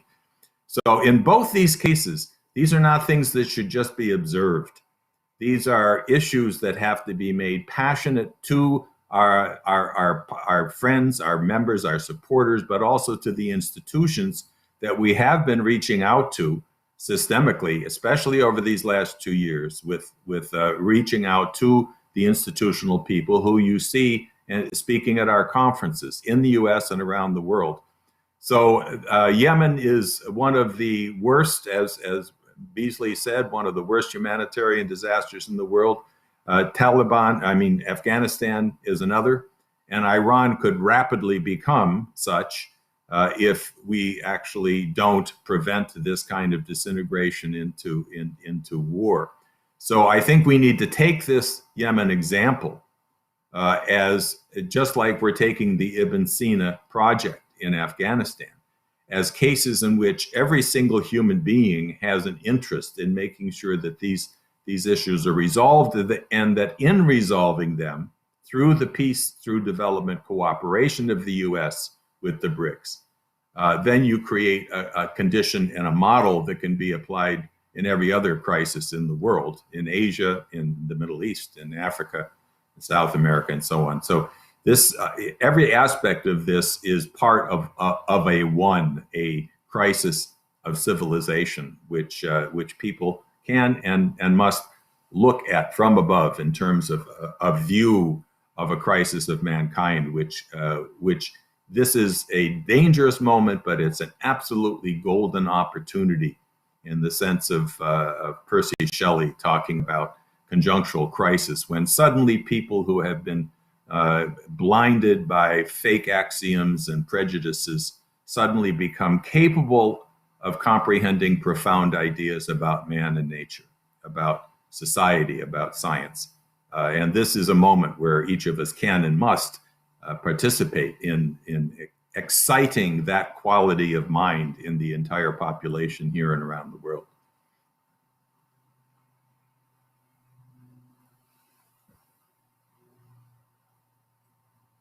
You're muted, Dennis. I don't know how that happened. Anyway, that's a first. So, Hussein, I understand you have some pictures for us and a bit of a commentary. Is that right? Yeah, because I should have sent this earlier when I'm discussing the Yemen Reconstruction project, which we worked on. And I mean, this is one of the things that keeps people alive and fighting. Is I can show the picture number 3, if Jose can help me. Number 3, the one that's 4, I think. Yes. If you look at Yemen, its strategic position. This is our Schiller Institute Eurasian African land bridge, which actually extends to the Americas on the other side. And you see that the Yemen's position is quite important because it's both on the so-called maritime Silk Road, where most of the trade between Asia and Europe passes a few miles away from the ports of Yemen in the Bab el-Mandab Strait. And also it's a potential bridge between Asia and Africa on the land, the so-called economic belt of the New Silk Road. So the Belt and Road one is maritime, which is the road, and the belt is the land-based. And based on that, on LaRouche's concept of the development corridor, because the Silk Road is not only about trade. Even the old Silk Road was actually a very important vehicle for transfer of technology, culture, philosophy, and all kinds of things. So if you look at picture number 4 with Yemen and we designed a number of development corridors. We looked at the population density first. We didn't look at money at all. we didn't, as in LaRouche's economics, you don't look at how much money the Yemenis have. We looked at where the population is concentrated, which is along this north-south line. This is historically where the Yemeni people have lived. And the population is nearly 30 million people. And then we looked at where does most rain fall, and naturally it's along these areas because that's where we looked at the existing transport, roads and so on to upgrade them. We looked also at the natural resources and naturally the ports and other land connections to connect to the larger New Silk Road. And it was in this process that we had to discuss this with. They helped us in Yemen with many, including the geological survey and the remote sensing agency there. They have satellite images of things, so they provided us with a lot of material, and actually one of the big projects which was sabotaged by the war was to build a major container port in Aden, an additional one by China, but it was stopped by the political situation. So in any case, this idea of the development corridor, which is the idea of the New Silk Road, which is the idea the Chinese have of the economic belt of the New Silk Road, is one of the keys that the Yemeni people, and if you have like in picture 1, of course, I wasn't able to go to Yemen in 2018 to present this, so Fouad did that. This is in the headquarters of the Yemeni General Investment Authority, and the person to the right is the de facto chairman of that. And you see on the wall, they had the picture of Saleh al-Sammad, who was the leader before, who was assassinated, which Marcia explained. He was the man who, in his speech, mentioned the Brics, and he also had met with Fouad personally. So Fouad presented this in a very important, they had a big festival in Yemen at the headquarters of this to present this. But this, together with the other fascinating thing for the Yemenis, was the idea that they can actually establish a national reconstruction bank, issuing Yemeni credit for projects to rebuild Yemen, projects for not the large scale reconstruction projects, railways, ports, and airports. This has to be done with other nations, with international credit, like Chinese credit or European credit or even the US credit. But nationally, they can establish a bank to finance loans to Yemenis who want to start projects, whether in industry, agriculture, and even in infrastructure on a municipal level. So the idea of having a national bank, and this is what Fouad in his speech in this conference this week, he had a very poetic speech actually. And he said, Yemen now is independent because we are no longer tied to the World Bank and IMF. We have the idea of having our national bank. We don't need loans from the IMF and the World Bank with strings attached. We can produce our own credit. So this is the other one of the LaRouche's 5 keys of progress The other ones being the concept of the energy flux density. But they then separate the idea of nuclear technology, developing nuclear technology, as also a key element of economics. But they take it separately from the energy question, and also the idea of water management, which is one of the, in the new Silk Road report by the Executive Intelligence Review, we have the metrics of progress, and one of them is the water management. A society has to be able to manage its water resources, and how that can be done scientifically. This is also one of the 5 keys of progress, according to Lyndon LaRouche, which the Yemenis have adopted in their program. So that's basically the. You can find an English version of the Operation Felix, which is the name we chose. Yemen was known by the Greeks and Romans as Arabia Felix, and it means the happy Arabia, because it was so prosperous, so rich, that its people were the happiest in the world. That's why they called it the happy Arabia. But then we added to Operation Felix the happy miracle of the reconstruction of Yemen, because I wrote and also discussed with Fouad, I said, it will take a miracle to rebuild Yemen. But that miracle is what we are going to achieve. And we can prove to the whole world that the poorest country in the region can come out of that and become a prosperous. So it takes a miracle, but miracles are not impossible. The Yemenis will do it. So they love that. Concept. And I think now we have the picture. This is also another just mind-boggling thing. We had a conference in Frankfurt, Germany, in 2018, and we got a gift from a school in Yemen, in Sana'a. This is one of the advanced schools, and it's called the International Languages School.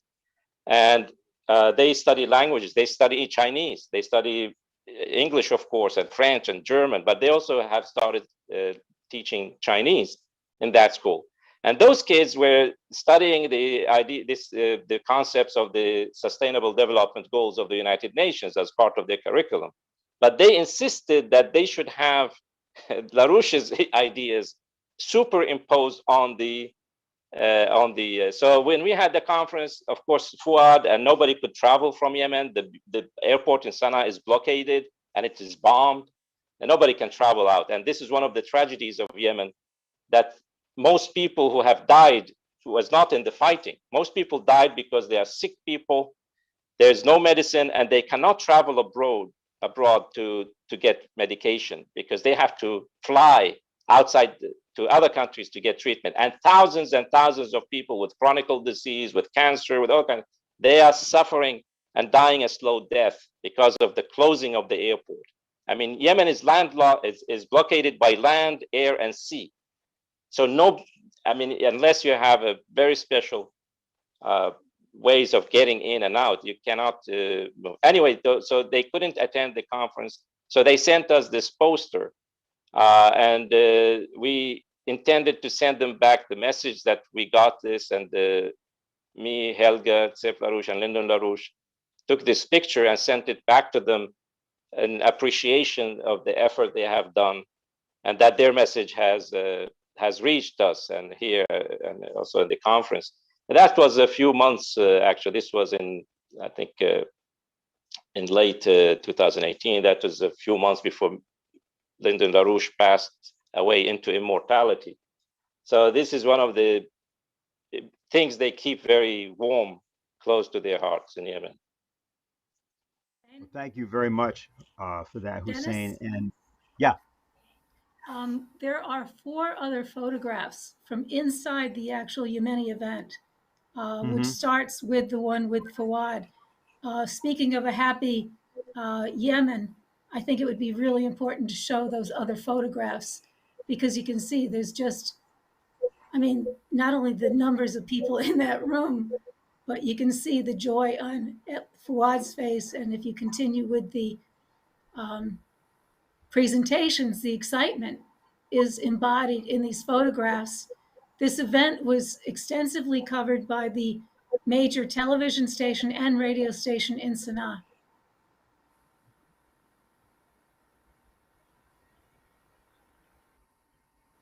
Thank you. Okay, very good. So we're at the conclusion. Here's what I want to do. I'm going to read 3 questions, but what I want to do is that we have to sort of wrap this up, and so you can answer any or all of them as you give your concluding remarks. We're going to start probably with Doug and Marcia here. Here's what we have. One is from Montana, and it simply asks, is there any way that this war can be ended given who is perpetuating it? That's the question. That's Montana. We have 2 from New York. One says, this is all new to me. I had no idea the influence that our ideas had in countries like Yemen. How does that correlate with the nonlinear way in which ideas are spread and how they influence policy? Was it simply a discussion that some people just liked and they ran with it? You know, and then they asked, how long have we been in contact with the people? I think we've sort of talked about that. And then the third question was, well, what is the internet capability like over in Yemen for the general population? But this was the reason they asked. Would it be possible to set up some kind of call between our countries and get some representatives in some fashion who are American to speak directly with people there? So those are the 3 questions. And so we're going to ask Doug and Marcia first. I think you're muted. I have to laugh at the last question myself because Fouad and I have 4 different mechanisms for communicating. And when one doesn't work, we go to the other, and then we go to the other, and then we go to the other. So what I guess the lesson here you could say is persistence pays. But routinely, they don't have internet connection. And it's a very serious problem. It's a very serious limitation. The general population, and Hussein, if I'm wrong, you can correct me, but the general population has virtually no access to the internet. The way that Fouad's sister-in-law here in the United States communicates is, again, the same way I do. Haphazardly, when certain venues work, we use them. Keep in mind, I'm communicating at 3, 4, 5 a.m. Eastern time when I'm speaking in Yemen. On the first question, I think it's really important because this really hinges on the responsibility of those people that are not only listening to this webcast, but others in the United States who you, in listening to this webcast, might be able to get to. Because look, Ro Khanna in California took leadership. The bill that was sponsored by him was the one that was passed. There's a massive effort right now, both in the United States and internationally. In the US, you have an effort to paint the effort to end the arms sales against Saudi Arabia as being virtually heretical because Saudi Arabia must protect themselves from the terrible military offensive and the efforts by the Yemeni population to reestablish sovereignty over their own nation, which is the most disgusting, despicable possible propaganda. And it struck me because the minute the bombing of Sana'a was announced at 10:22 on the 23rd of November, what newspaper in the country was reporting on the fact that the poor Saudis needed these 280 missiles? None other than the leading newspaper on Capitol Hill. So yes, the war can be ended. People have to light a fire. It's not just lighting a fire under the Senate. You have to be as determined and as resolute that Fouad was when he returned to Yemen. And that quality of mind and that quality of, I guess, soul has got to be mobilized in a different level inside the United States. Because anybody that looks at the culture in the United States, the education, and the fact that we tolerated for 7 years the sales of arms sales to the Kingdom of Saudi Arabia is despicable, it's disgusting, it makes me sick to my stomach. And it can be ended. And just to quickly add one thing, it wouldn't hurt to gently remind the American people that the same Saudis who are doing this are in fact the ones who sponsored the 4 airplanes that hit the trade towers, the Pentagon, and the field in Pennsylvania. This is the same gang. And when people get that square between the eyes, whatever sympathy they may have had for the Saudis or some such nonsense evaporates very quickly. Okay, very good. Mike?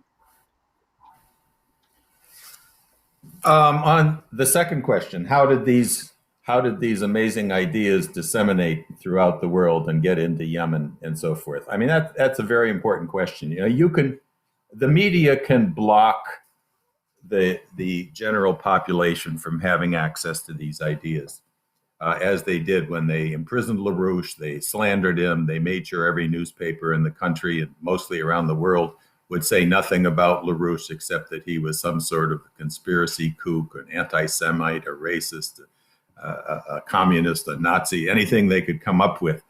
But you can't. Ideas can't be contained. Ideas don't have any physical body that can be stuck in a box or in a jail cell. So if there are people looking for ideas, and in every country in the world there are, those ideas will be found if we are in fact fighting to bring those ideas out. It's like when the Soviet Union fell and we discovered after the fall that the Russian scientists and economists had been deeply studying Lyndon LaRouche's works, that they recognized in his Riemannian economics somebody who clearly understood what the best of the Russian scientists and economists understood, and therefore they were deeply studying his works. And similarly with Fouad, you know, he met a couple of us here in the U.S., went to a conference, got the Landbridge book, and boom, the whole country of Yemen explodes with the power of ideas. And this is true throughout the world. LaRouche spent most of his life, or a good, I don't know, maybe half of his life, traveling around the world, meeting with leaders, with scientists, with government officials. These ideas were better known around the world in a certain sense than they were within the United States because of the dumbing down of the American people and the control over the media. But as I mentioned before, we're at a moment in history in which people are throwing away their fake axioms. They realize now that they were fooled, they were lied to, that something is horribly wrong in the world as a whole, and they're looking for these ideas. So the fact that we have insisted on telling the truth, even when it didn't make us popular, that we weren't a mass organization with gate receipts because everybody loved what we were saying, but rather we were telling them what they needed to know, not what they wanted to hear. Now that having stuck to the truth means that people are looking for us, and we have to make sure we're making ourselves available to all. All right. Thank you. Hussein?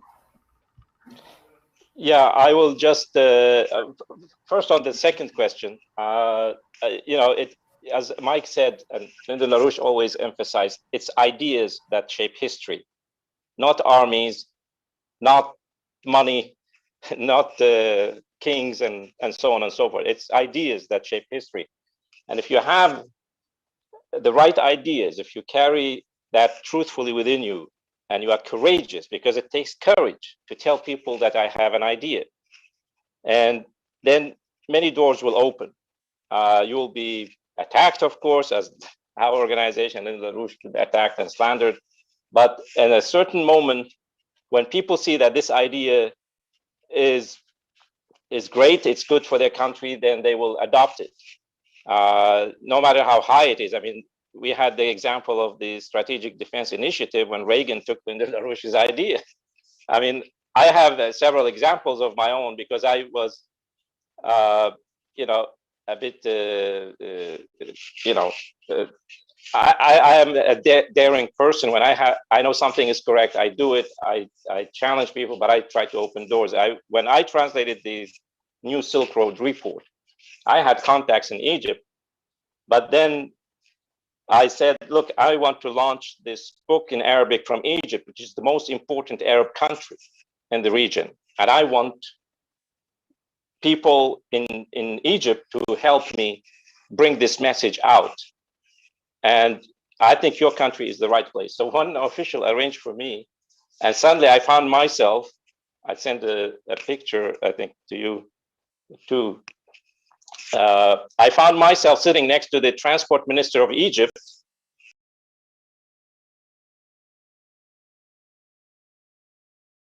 so I can release this report in Arabic. And he announced a number of very important things on connecting Egypt's roads and so on to Africa. I mean, suddenly I was shocked myself. Suddenly I found myself sitting next to the minister and speaking on Egyptian television, explaining, the principles of this report. I mean, that's how things happen. You have to have an idea. You have to have the courage to be able to fight for it and make people the right people to adopt your ideas. And it's important for their countries. They know these LaRouche's ideas, these economic ideas are very important for their own country. And Egypt now is launching. It's just amazing things happening in Egypt, not because of my being there, but because they have a leadership which understands the importance of these ideas for their nation, and they are working hard to implement them. On the how to end the war, I think there's you see, the Saudis put themselves in a trap, and their supporters too. They thought they will, like in Syria, they thought this will take only a few weeks. The government will collapse, the army will collapse, and the people will go against them. It didn't happen. We said it's not going to happen. It didn't happen. So now the Saudis are trying to find ways to get out of that trap. And there are, of course, different factions fighting against each other. But they know that this is a futile effort. And now they are talking to the Iranians, telling them, please help us convince the Houthis to accept our ceasefire agreement. But the Saudi ceasefire agreement is basically asking the Houthis to lay down their weapons, which will not happen. And the Iranians are telling the Saudis, look, these guys are stubborn guys. Okay, they are our friends, but they do not listen to us. They do not listen to anybody. Those people with 5,000 years of history, and they are winning this war. They are not going to listen to us. So I think there should be a big effort in the United States and in Europe to give the Saudis an offer they cannot say no to. There should be a reversal of this infamous United Nations Security Council Resolution 2216, which is horrible. And unfortunately, Russia and China made a very big mistake by not putting a veto on that resolution, which allowed the use of military force, as they did in Syria. In this case of Syria, China and Russia vetoed every single resolution presented by the United States, Britain, France, and their allies to use military force against Syria directly. And they vetoed it every time. This time, China voted for the resolution and Russia abstained. So this is an infamous thing, a stain on the face of the international community, that a genocidal war is being carried out in the name of the United Nations. And this should be reversed. So this should be a mobilization to end this, but this should happen at on both public level, but also on the level of governments, that Congress, parliaments, they should be contacted and say, look, this is not going anywhere. It has created massive suffering, and all parties are willing to talk, but there should be reasonable conditions for the talks. All right. So Marsha and Doug Mallouk, Mike Billington, Hussein Askary, we want to thank you for being with us today. Also thank Diane Sayre, who's no longer here, for her co-moderating. We want to thank everybody who watched today, our program. What we're going to do is we're going to conclude today's discussion with a excerpt from Lyndon LaRouche speaking on the subject of creativity at a Schiller Institute meeting in July of 2011. And thereby conclude with the concept that Lyndon LaRouche had of what the individual's role in history was and can be. This is truly the most important of all strategic questions we have to face today. the fact that the human species, which is absolutely unique in its capabilities, there's no other known species in the universe ever known to have existed or could exist, even though we have not fully explored, of course, the Crab Nebula or similar parts of the great galaxy which we're involved in, called the Milky Way. There may be many species with cognitive powers out there, because the solar system, of which we are immediately a product, though always under the control of the galactic processes. And we know a good deal today about those kinds of things. Our organization in the United States has spent a good deal of effort on concentrating inclusively on just this question: how old is life? How long has life existed in this galaxy, or within some place in it? What is the nature of mankind, who's been on this planet only for a few million years? There was no human being on this planet, to the best of our knowledge, until a few million years ago. And yet, we're talking about billions of years of this galaxy, during which all living processes known to us have come into existence. And all life is creative, but there's a sad part, that over 95% of all known living species have been rendered extinct as failures in their time. The question, therefore, why, in these times, when we've entered a period in which there will be more great kills of living processes at this phase of the movement of the solar system through the galaxy, why should we be so presumptuous as to imagine that human life is not about to disappear as the dinosaurs did in the last great kill?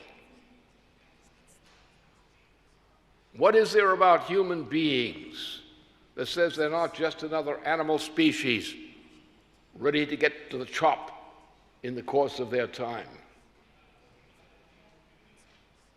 The answer is a very little known question. Most people don't have an inkling of what the answer is. As a matter of fact, our societies are run on the basis of people who have no inkling what the human species is. All they can come up with is an explanation of some kind of an animal, with animal characteristics, of pleasure and pain and things like that, that might control the behavior of this animal.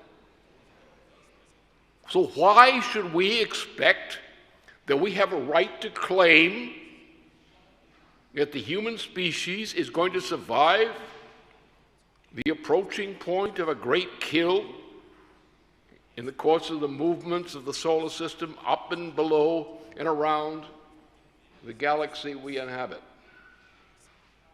How do we know that this 62 million year cycle is not going to take the human species away, as it's taken so many away before, and then before that, and then before that?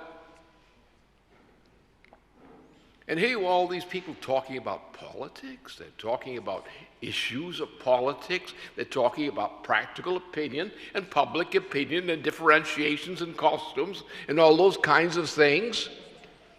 And here we are, we're approaching the time of the great kill, where everything about us may suddenly disappear. So what are we worried about? If we're going to disappear, why do we worry? Why do we fight it? What is there in us that is not in other living species known to us, that might somehow miraculously pronounce a destiny for our human species which we grant to no other living species? The name for that specific quality which we know in the human species, which does not exist in any other known living species, is a quality of creativity which is absolutely unique to mankind. And if you're not creative, and if you don't understand creativity, you haven't got a ticket to survival yet. Because creativity won't save you unless you use it. All you have to do is adopt a zero growth policy, a zero technological growth policy. I can guarantee you, your extinction will come deliberately on time. I don't know what the time is, but it's soon, in terms of geological and galactic time. So what are you living for? Why do you believe there's a future for your species? Why do you believe you should have grandchildren? Why should you exist? Now, how often do you hear the question which I have just posed discussed in policy making of nations? Here we are, the most important thing for any species to consider, its extinction and the possibility of not becoming extinct. A possibility known to us, or can be known to us if we're not stubbornly opposed to learning it, which is called human creativity, a phenomenon which does not exist as human creativity, as willful creativity in any other known species that ever lived to our knowledge.